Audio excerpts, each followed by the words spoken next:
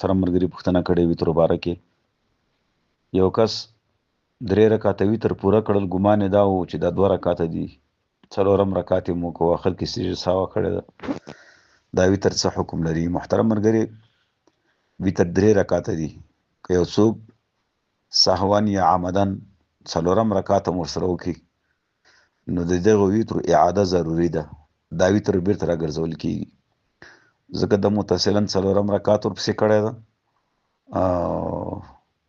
سجده د رکعت هم سوی ده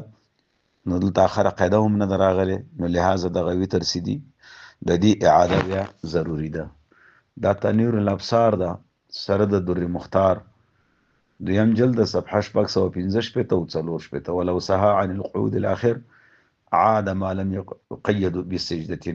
وسجد للسهو دا صورت لتاخير القعود وان قيدها کله دې څلورم رکعت سجده مو سره کړی وي عامدن او ناسیان او ساهیان او مخطئا تحول فرضه نفله نو دا وجوب او وتر ختم شو دا ټول نفل ګرځي لہذا دا وتر قضا لازمي ده